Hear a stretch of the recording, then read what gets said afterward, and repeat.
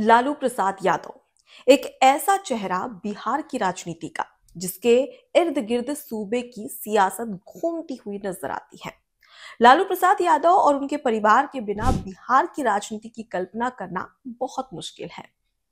लेकिन सवाल ये खड़ा होता है कि बिहार की राजनीति में आरजेडी, जो कि कभी मुख्य भूमिका निभाती थी, कभी एकदम फ्रंट पे रहती थी, आज वो बैकफुट पर क्यों नजर आ रही है? और उसके साथ ही ऐसे कौन कौन से कारण हैं जिसके चलते आरजेडी खतरे में नजर आ रही है? और इसके साथ ही लालू प्रसाद यादव और उनके परिवार की जो सियासत है वो काफी कमजोर नजर आ रही है। क्या बिहार में लालू प्रसाद यादव और आरजेडी का सुपड़ा साफ होने वाला है? और इसके पीछे सबसे बड़ा कारण क्या है? और इसके साथ ही आज आपको ये भी बताएंगे कि लालू प्रसाद यादव जो कि सांसद बनते हैं, विधायक बनते हैं, उसके बाद बिहार के मुख्यमंत्री बनते हैं और केंद्रीय रेल मंत्री तक बनते हैं, और इसके पीछे क्या पूरा घटनाक्रम है। तो आज बात करने जा रहे हैं विस्तार से इसी मुद्दे पर। नमस्कार, मैं हूं आपके साथ अनुपमा खोपरे और आप देख रहे हैं एबीसी न्यूज। 1948 में जब देश 1947 में आजाद होता है, उसके ठीक एक साल बाद लालू प्रसाद यादव का जन्म होता है। लेकिन किसे पता था कि जो नेता धरातल पर रहता है, जमीनी स्तर पर लोगों से जुड़ा रहता है, वो एक दिन बिहार की राजनीति में कमाल करके दिखाने वाला था। और सिर्फ बिहार की राजनीति में नहीं, बल्कि केंद्र की सत्ता तक पहुंचने वाला था। तो ऐसे तमाम किस्से हैं जिस पर विस्तार से बात करेंगे, लेकिन सबसे पहले आज यानी कि 14 नवंबर को बिहार का रिजल्ट हम सबके सामने नजर आ रहा है। धीरे धीरे जो पर्दा है वो खुलता नजर आ रहा है और पता चल रहा है कि एनडीए और महागठबंधन की स्थिति कैसी है। फिलहाल की अपडेट की बात करें तो देखिए, एनडीए 200 से भी ज्यादा सीटें पार करती हुई नजर आ रही है, यानी कि बढ़त बनाए हुए है। तो वहीं पर अगर महागठबंधन की बात करें तो महागठबंधन 28 सीटों पर सिमटती हुई नजर आ रही है, जो कि बेहद ही निराशाजनक है महागठबंधन के लिए, लालू प्रसाद यादव के लिए, कांग्रेस के लिए। और अब ऐसे में सवाल उठ रहा है कि आखिर बिहार में आरजेडी की तस्वीर और तकदीर क्या होगी आने वाले समय में, क्योंकि ये वही पार्टी है जो कि बिहार में सबसे ऊपर टॉप पर नजर आती थी।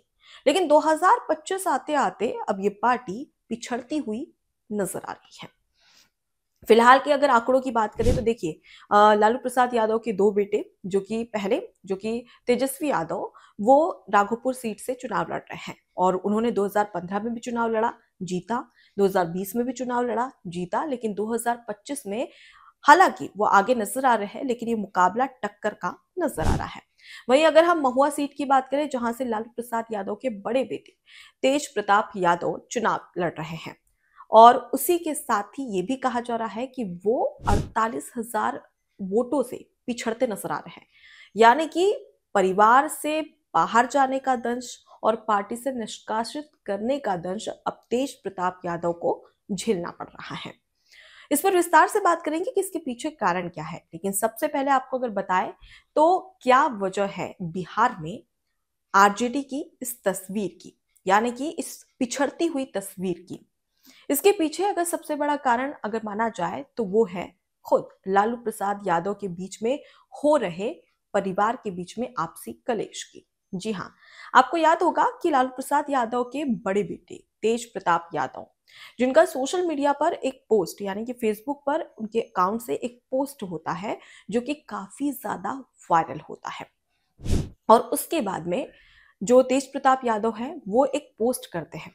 उस पोस्ट के जरिए ये एक तस्वीर, जो कि एक महिला के साथ में उनकी तस्वीर होती है, वो पोस्ट करते हैं। उसके साथ में ये लिखते हैं कि हम 12 सालों से रिलेशनशिप में हैं और अब मैं चाहता हूं कि ये सच्चाई सबके सामने आए। और इस पोस्ट में जो लड़की नजर आती है वो है अनुष्का, जिनका नाम है अनुष्का, और ये बताया जा रहा है कि वो तेज प्रताप यादव की पत्नी है। लेकिन सवाल ये खड़ा होता है कि तेज प्रताप यादव की तो 2018 में पहले से ही शादी हो गई थी बिहार के पूर्व मुख्यमंत्री दारोगा राय की पोती ऐश्वर्या राय के साथ। लेकिन 2018 में ऐश्वर्या राय और तेज प्रताप यादव के बीच में नहीं बनी, और उसके बाद में उन्होंने लालू प्रसाद यादव और उनके पूरे परिवार पर, तेज प्रताप यादव पर कई गंभीर आरोप लगाए, मारपीट के, प्रताड़ित करने के, जिसके बाद अब तक ये केस कोर्ट में चल रहा है। यानी कि दोनों के बीच में जो तलाक का केस है वो अब तक कोर्ट में चल रहा है। अब इसी बीच में ये तस्वीर वायरल हो जाती है। हालांकि कुछ समय के बाद में तेज प्रताप यादव के अकाउंट से, फेसबुक अकाउंट से ये पोस्ट डिलीट कर दिया जाता है। और उसके बाद में एक और पोस्ट आता है जिसमें तेज प्रताप यादव ये कहते नजर आते हैं कि ये जो पोस्ट किया गया था ये मैंने नहीं, बल्कि मेरा जो सोशल मीडिया अकाउंट है वो हैक कर लिया गया है। ये जो तस्वीर पोस्ट की गई है इसे एडिट करके पोस्ट की गई है, इसमें मेरा कुछ भी लेना देना नहीं है। यानी कि मेरे खिलाफ भड़काने के लिए मेरे खिलाफ ये साजिश रची गई है, तो वो ये कहते हुए नजर आते हैं। अब उसके बाद में पूरे सोशल मीडिया पर और पूरे देश में तहलका मच जाता है तेज प्रताप यादव के रिलेशनशिप को लेकर, और वो तस्वीरें सोशल मीडिया पर खूब वायरल होती है। अब उसका नतीजा ये होता है कि तेज प्रताप यादव को 6 साल के लिए आरजेडी से निष्कासित कर दिया जाता है, और उसके साथ ही उन्हें अपने घर से भी बेदखल कर दिया जाता है। अब वो कहते हैं ना कि जितनी पर्सनल लाइफ आपकी पर्सनल रहेगी उतना अच्छा होगा, लेकिन राजनीति में और बॉलीवुड में अक्सर ये होता हुआ नजर नहीं आता है। कहते हैं कि राजनीति और बॉलीवुड में, यानी कि एक राजनेता और एक अभिनेता की जो निजी जिंदगी होती है वो भी सार्वजनिक ही होती है, और यही कुछ हुआ लालू प्रसाद यादव और उनके परिवार के साथ। अब ये जो उनका निजी मामला था वो अब सार्वजनिक हो चुका था। लोग तरह तरह की बातें कर रहे थे और जमकर क्रिटिसाइज भी किया जा रहा था कि एक बेटा जो कि 12 साल से रिलेशनशिप में है लेकिन तब भी उसकी जबरदस्ती शादी तक करवा दी गई, ये आरोप लगे थे और लोगों ने तरह तरह के कमेंट किए।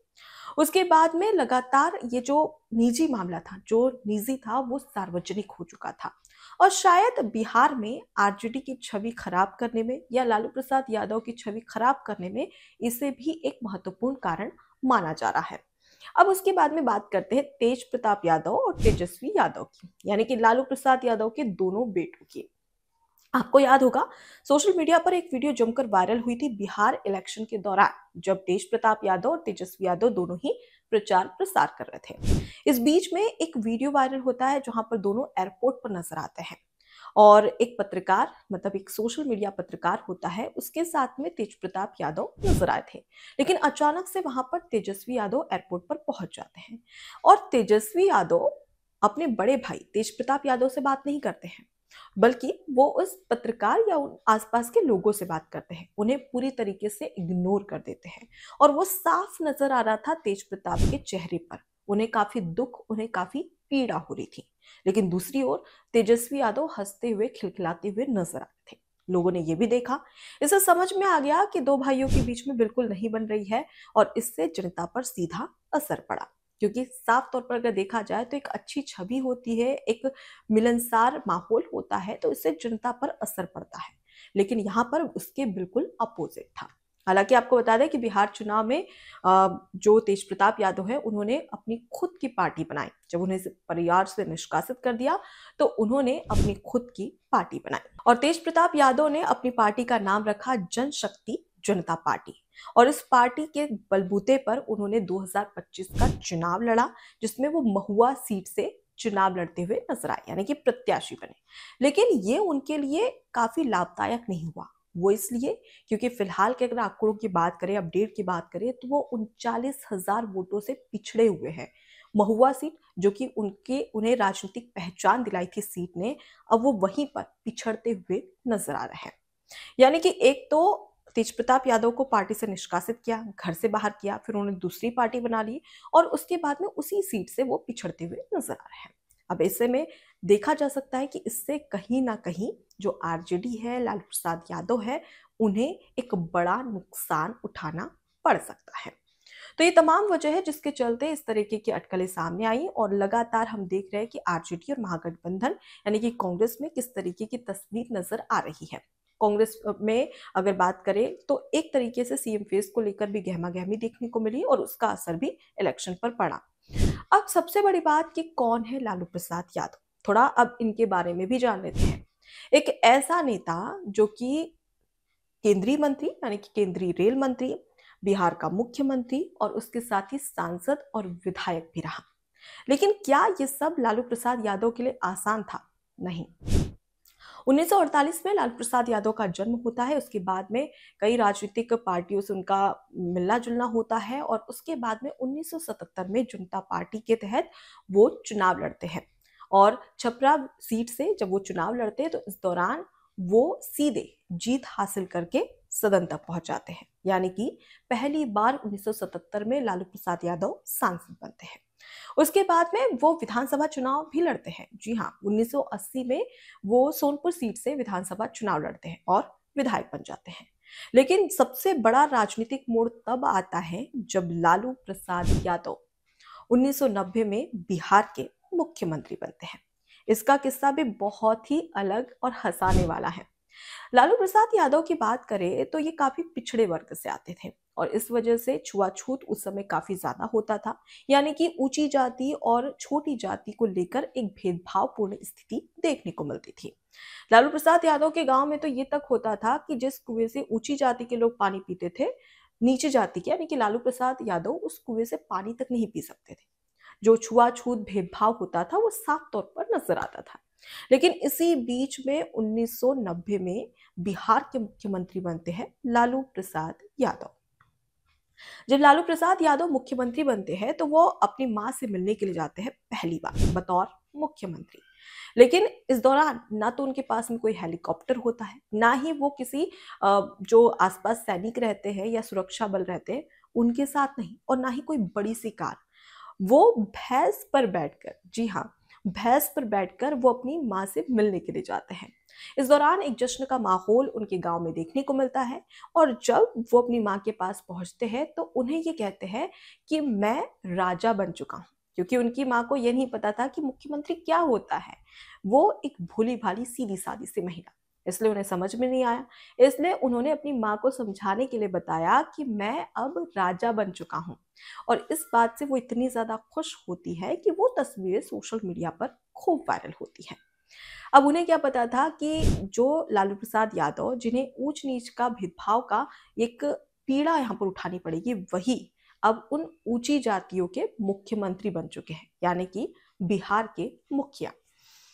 अब इसके बाद में कई सारे किस्से राहुल गांधी, माफ कीजिएगा, लालू प्रसाद यादव के देखने को मिलते हैं। अगर हम लालू प्रसाद यादव की बात करें तो लालू प्रसाद यादव के भाषण भी काफी ज्यादा चर्चाओं में रहते हैं। सदन में उनकी ओर से कई सारे भाषण दिए गए जो कि काफी ज्यादा लोगों ने पसंद भी किए। लालू प्रसाद यादव का अंदाज ही कुछ अलग था। जब वो मुख्यमंत्री बने थे उस समय जब मीडिया उनसे इंटरव्यू करने के लिए पहुंची तो उस दौरान वो अपने हाथ में नीम की दतून, यानी कि नीम से जो दतून करते हैं वो करते नजर आए और आराम से खटिया पर बैठते थे। और यहाँ तक कि लालू प्रसाद यादव, जो कि चपरासी वाला एक घर था, उसी घर में रहते थे सीएम बनने के बाद। जब उनसे कहा गया कि आप सीएम हाउस चलिए तो उन्होंने कहा कि मुझे यहीं अच्छा लगता है और मैं यहीं पर अपना काम करूंगा। तो उन्होंने कहा कि एक बतौर मुख्यमंत्री आप ऐसा नहीं कर सकते। तब लालू प्रसाद यादव ने कहा कि हमें सब पता है कि हमें क्या करना है और क्या नहीं।